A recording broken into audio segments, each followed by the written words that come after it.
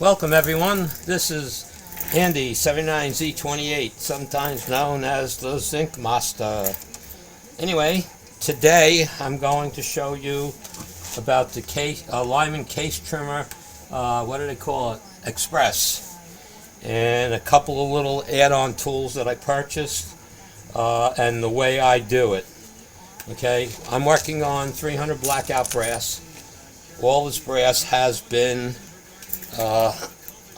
basically cut on the chop saw. Then they have been deprimed, and then they are case formed.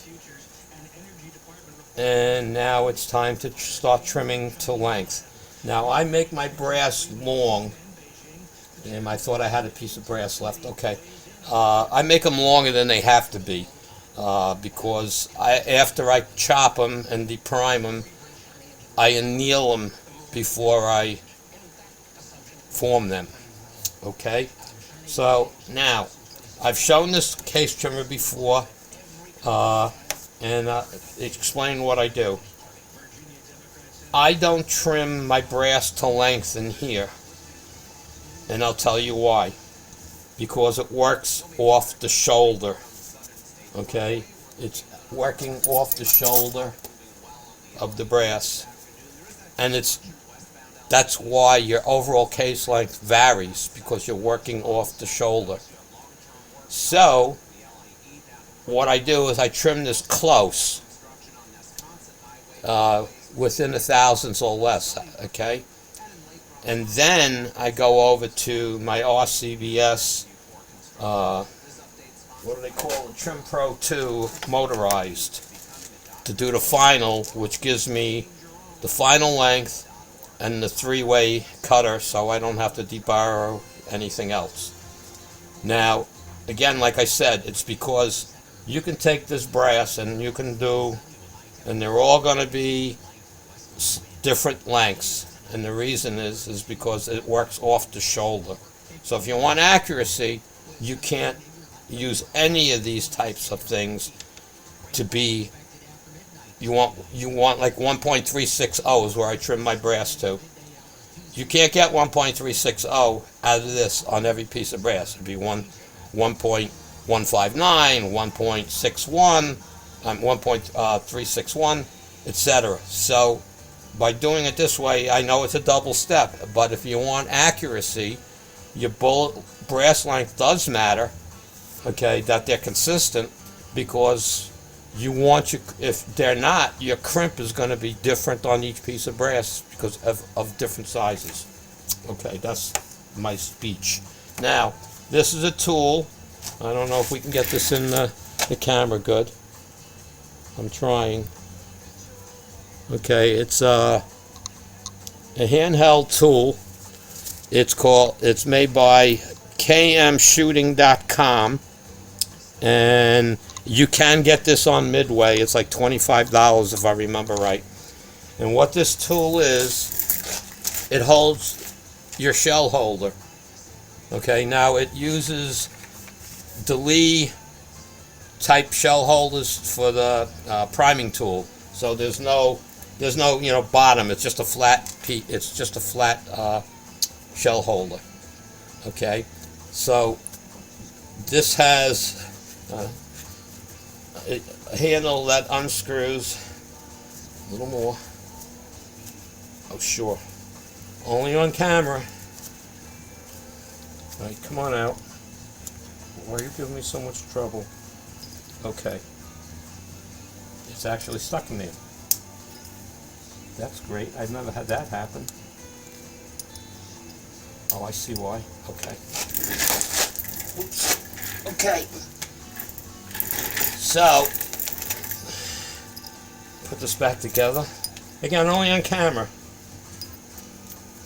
Okay, you take your shell holder. This is, like I said, the Lee, for the Lee priming tools. There's no base on it. And you slide it in here.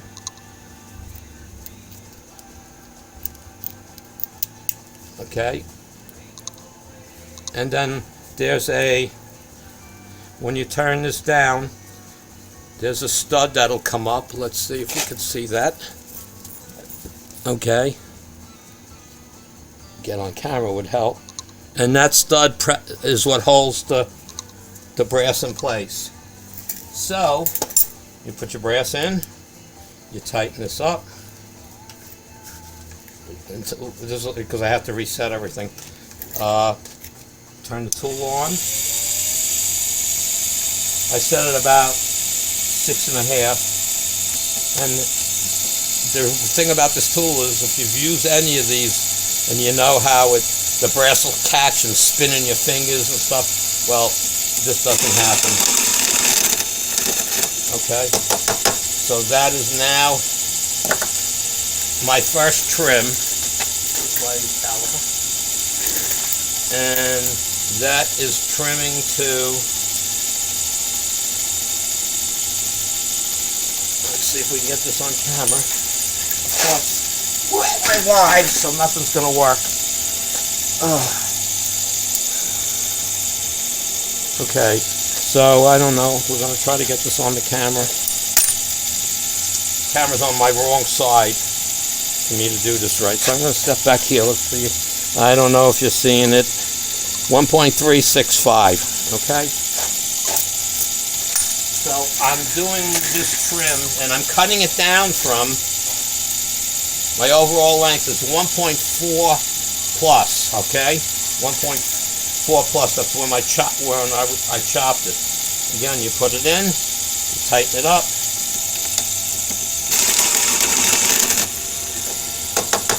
That fast. All right, so we're going to try to keep this video short, so we're going to only do a few of these, and then we're going to go over to the other machine.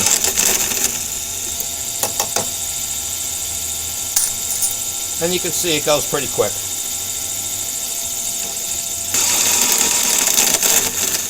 Now you can use this tool, again, whatever shell holder you have, 3006, 223, whatever you have. And no more burnt, cut up fingertips from the thing spinning on you in your fingers. I also wear a pair of gloves, all right, and you don't have the fatigue of trying to hold that brass with your finger. That's how fast that works. So that's, again, this is step one. All right, you get the idea. Let's turn this off. Put this piece of brass in. Now, let's hope we can swing this camera around. I will try to do an edit here so I don't get... This is the ARB CBS Trim Pro 2 motorized with the tri-way cutting head in it. So now, we take the piece of brass, we push this handle down, we get it into the drawers, make sure it's in there good, and 1, 2, 3, 4, 5, 6, 7, 8, 9, 10. It's basically 10 turns. Okay, zero this, okay.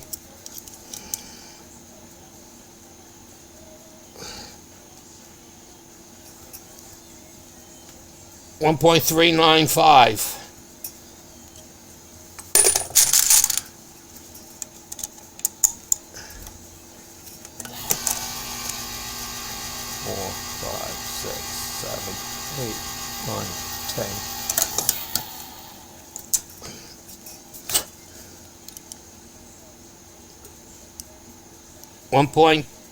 I don't know, I'm trying to say 1.360.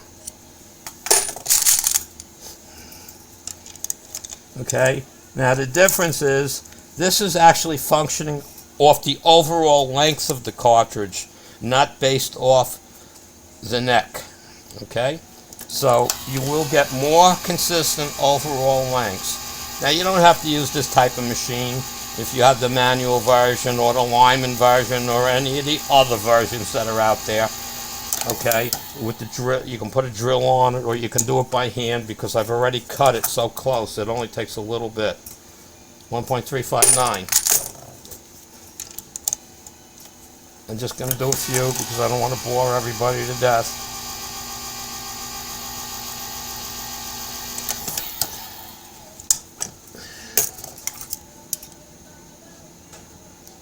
1.360. Now you will get some variance, okay, but very small compared to if you are cleaning them off the neck, if you're trimming them off the neck.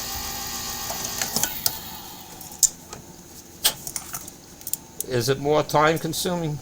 1.3595. It's just, if you want the more consistency, you need to have your case lengths trimmed close to each other, very close to each other, because of where the crimp will sit.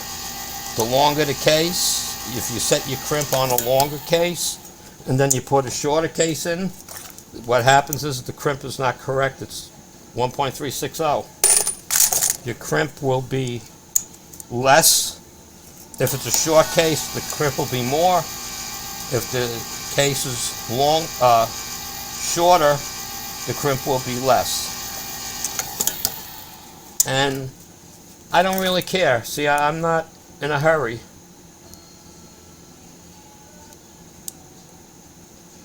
Okay, once in a while I get a little long. Maybe it didn't seat 100%. Do it a second time. It was 1.361 is what that was. 1.360. So you get the idea. Okay. 5, 6, 7, 8, 9, 10. Okay.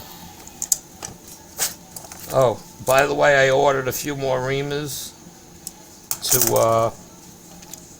work on a couple of molds. So I'm gonna be my NOE steel mold for 223 that the bullets are dropping small. They're dropping 2 to 3.5. And that's too small. They got to be at least 2.224.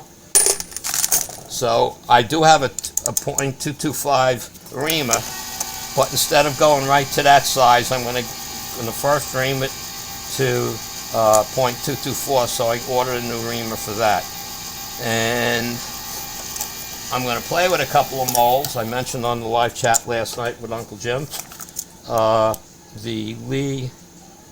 the Lee missile, the 230 grain missile. I have 2 of those molds. One is brand new.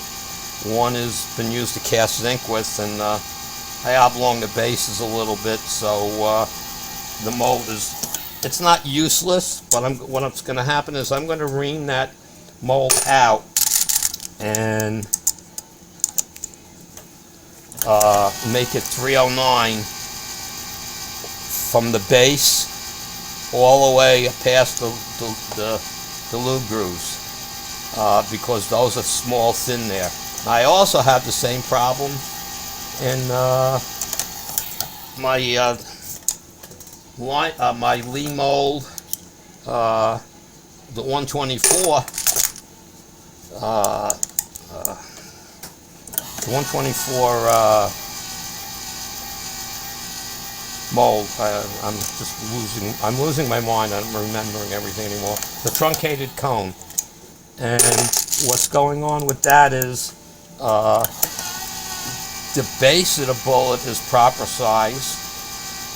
Above the lube grooves it's proper size, but the lube grooves are small. So that's going to be an accuracy problem because you don't have a lot touching the barrel.